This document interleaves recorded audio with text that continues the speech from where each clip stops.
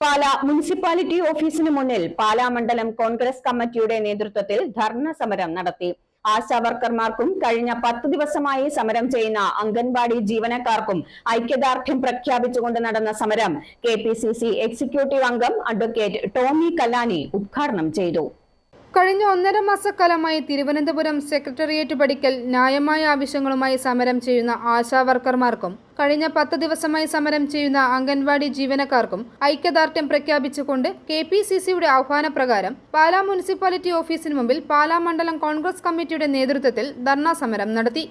KPCC executive അംഗം advocate Tomy Kallani സമരം ഉദ്ഘാടനം ചെയ്തു. കേവലം 7000 രൂപയ്ക്ക് ദിവസം 240 രൂപയ്ക്ക് വേതനം കൈപ്പറ്റിക്കൊണ്ടാണ് നമ്മുടെ ആശാ വർക്കർമാർ ഇന്ന് വലിയ സേവനം സമൂഹത്തിന് നൽകുന്നത്.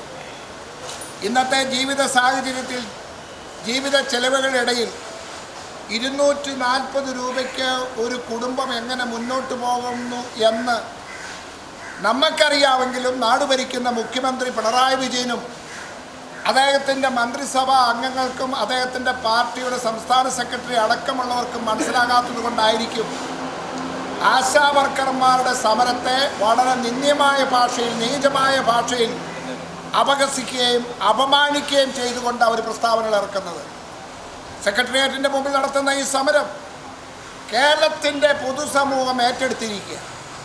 കാരണം ആ സമരം ന്യായമാണ്, നീതിയുക്തമാണ്, അവർക്ക് ജീവിക്കാൻ വേണ്ടിയുള്ളൊരു സമരമാണെന്ന് നമ്മുടെ നാട് തിരിച്ചറിഞ്ഞതുകൊണ്ടാണ് കേരളത്തിലെ ആപാലവൃത്തം ജനങ്ങൾ, കക്ഷി രാഷ്ട്രീയത്തിനതീതമായി നാടിനെ സ്നേഹിക്കുന്നവർ, അവരെല്ലാവരും ആശാവർക്കർമാരുടെ സമരത്തിന് ഐക്യദാർഢ്യം പിന്തുണ പ്രഖ്യാപിച്ചുകൊണ്ട് ഇന്ന് രംഗത്തിറങ്ങിയിരിക്കുന്നത്.